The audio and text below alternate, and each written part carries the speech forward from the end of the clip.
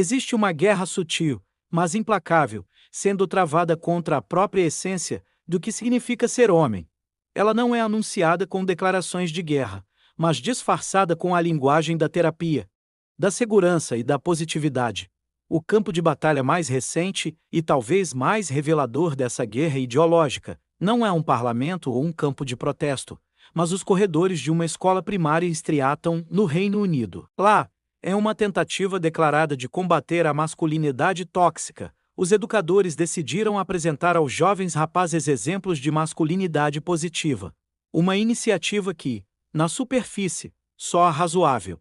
No entanto, os ícones escolhidos para representar este novo ideal masculino não foram heróis, estadistas, atletas ou pioneiros. Foram Elliot Page, uma mulher biológica que se identifica como um homem, e Harry Styles, um ícone pop conhecido por sua fluidez de gênero e por usar vestidos. Este evento não é um incidente isolado ou um erro de julgamento. É a manifestação mais clara de uma agenda que busca não reformar a masculinidade, mas demoli-la e substituí-la por uma imitação fraca, confusa e, em última análise, estéril. A estratégia é um clássico cavalo de Troia. O termo masculinidade tóxica foi a arma inicial, um conceito vago e expansivo que permitiu que qualquer traço tradicionalmente masculino, ambição, estoicismo, competitividade, força física pudesse ser rotulado como patológico.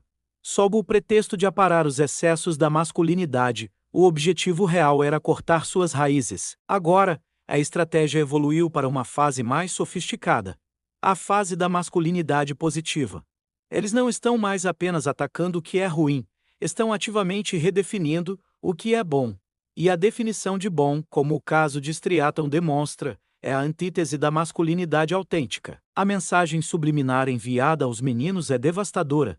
Para ser um bom homem, você deve primeiro deixar de ser um homem em sua essência. Você deve abraçar a suavidade em detrimento da força, a ambiguidade em detrimento da clareza, e a autorrejeição em detrimento da autoafirmação. A escolha de Elliot Page, como um farol da masculinidade, é particularmente perversa e reveladora. Não se trata de desrespeitar a jornada pessoal de um indivíduo, mas de analisar o simbolismo do ato. Apresentar uma mulher biológica, que passou por procedimentos médicos para alterar sua aparência como um ideal masculino para meninos, é dizer a eles, de forma inequívoca, que a forma mais elevada de masculinidade é aquela que é artificialmente construída sobre um fundamento feminino. É uma negação completa da biologia, da natureza e da realidade observável. É ensinar aos meninos que sua própria masculinidade inata é tão inerentemente falha, que o modelo a ser seguido é alguém que nasceu sem ela. É uma forma de doutrinação que planta as sementes da autoaversão, sugerindo que a única maneira de escapar da toxicidade de seu próprio ser é aspirar a ser algo que eles nunca poderão ser, uma mulher. A inclusão de Harry Styles serve a um propósito complementar. Ele representa a masculinização da feminilidade, o homem que adota a estética e a sensibilidade do gênero oposto como um sinal de evolução. Novamente, não se trata de criticar a escolha de moda de um artista, mas de entender a mensagem cultural que está sendo promovida. A mensagem é que a masculinidade só se torna aceitável quando é diluída, quando abre mão de seus próprios símbolos e arquétipos para adotar os do feminino. A força, a assertividade e a clareza são substituídas pela suavidade, pela ambiguidade e pela performance. O resultado final é a criação de um homem seguro, um homem que não representa nenhuma ameaça ao status quo ideológico, porque ele foi efetivamente neutralizado.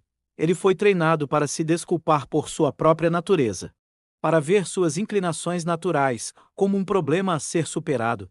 Esta não é uma celebração da diversidade masculina, é uma campanha de desmoralização.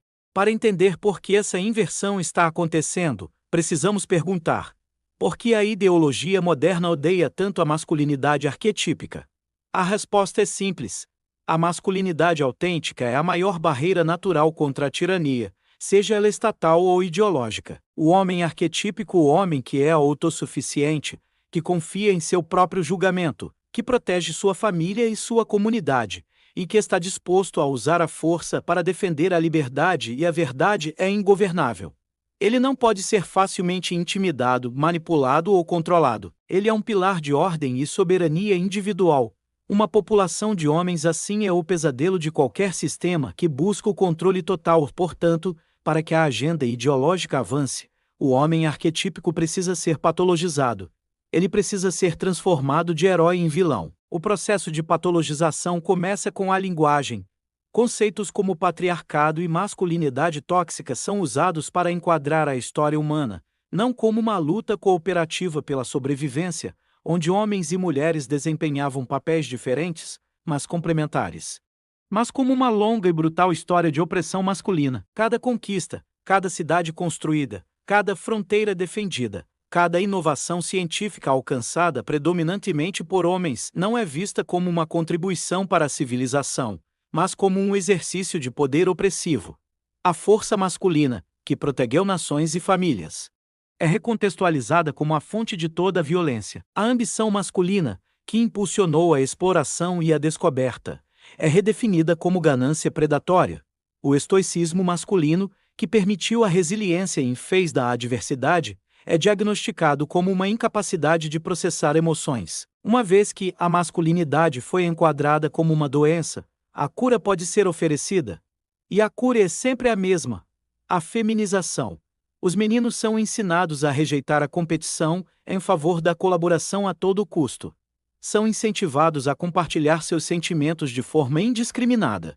Muitas vezes em ambientes que não são seguros para a vulnerabilidade. São ensinados a ver a assertividade como agressão e a liderança como dominação. O objetivo é criar um homem que seja perpetuamente incerto, que duvide de seus próprios instintos e que busque validação externa antes de agir. Ele é treinado para ser um seguidor, não um líder, um pleaser, não um protetor. Ele se torna fácil de gerenciar, fácil de controlar, um cidadão dócil que não causará problemas para o sistema. Esta guerra contra a masculinidade tem consequências devastadoras, não apenas para os homens, mas para a sociedade como um todo. Uma sociedade sem homens fortes e virtuosos é uma sociedade vulnerável ao caos e à tirania. Quando os homens abdicam de seu papel de protetores, predadores de verdade, sejam eles criminosos ou tiranos estatais, preenchem o vácuo. Quando os homens deixam de ser provedores ambiciosos, a inovação estagna e a prosperidade diminui. Quando os homens perdem seu senso de propósito e identidade, eles se voltam para vícios e distrações, tornando-se um fardo em vez de um pilar para suas comunidades. A ironia suprema é que as mesmas ideologias que demonizam a masculinidade são as que mais sofrerão em um mundo desprovido dela. Elas só podem existir no ambiente seguro e próspero que gerações de homens masculinos construirão. Elas são como crianças serrando o galho em que estão sentadas, amaldiçoando a árvore por sua força. Estamos testemunhando uma tentativa deliberada de desmantelar a fundação da força masculina.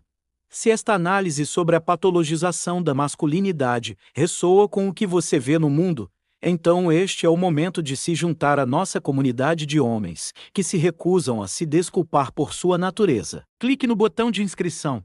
Não é apenas um número, é uma declaração de que você escolhe a força em vez da submissão.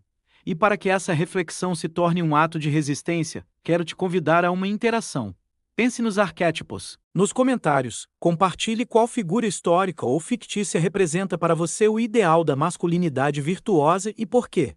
Vamos criar um panteão de heróis, um lembrete dos gigantes em cujos ombros nos apoiamos, e rejeitar os falsos ídolos que nos são oferecidos.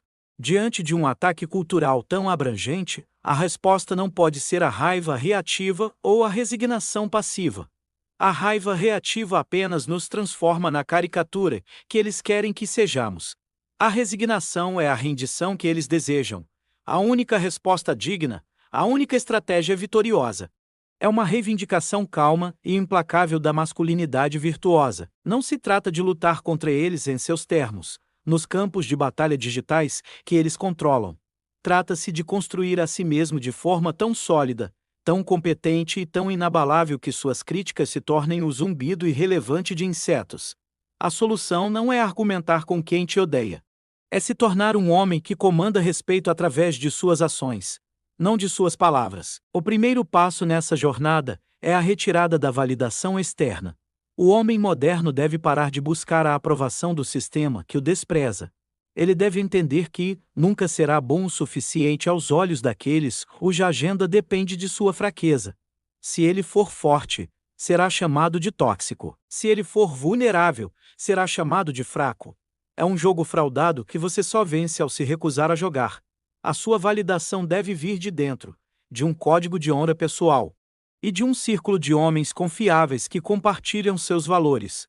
Construir ou encontrar uma tribo de irmãos, seja na academia, em um grupo de negócios, em um clube de luta ou em uma comunidade religiosa é absolutamente essencial. É nesses círculos que a verdadeira masculinidade é forjada, testada e aprimorada, longe dos olhos julgadores da cultura dominante. O segundo passo é a busca incansável pela competência.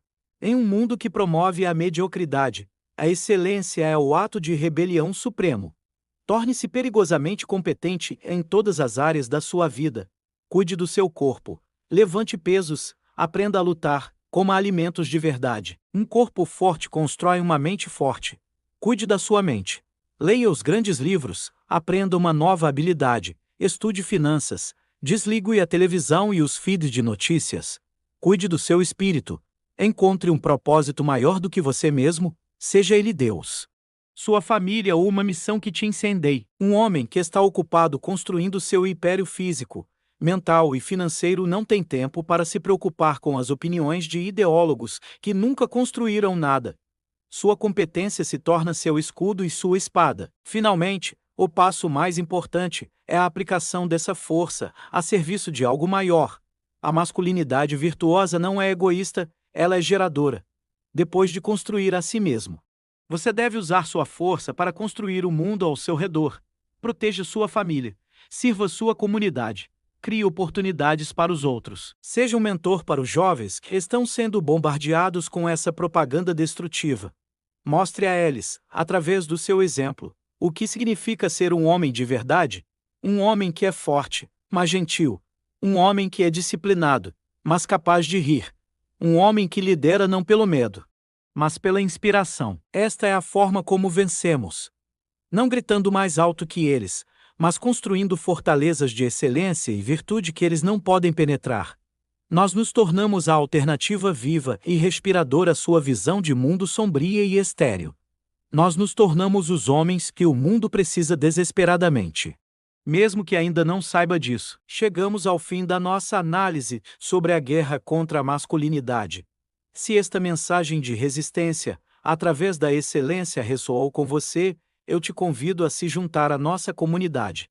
Clique no botão de inscrição. Não é apenas um número, é um compromisso de se tornar um construtor, e não uma vítima. E para selar essa decisão, quero te pedir uma ação concreta. Nos comentários abaixo, compartilhe uma única habilidade ou área de competência que você está comprometido a desenvolver este ano. Pode ser física, mental, financeira ou espiritual.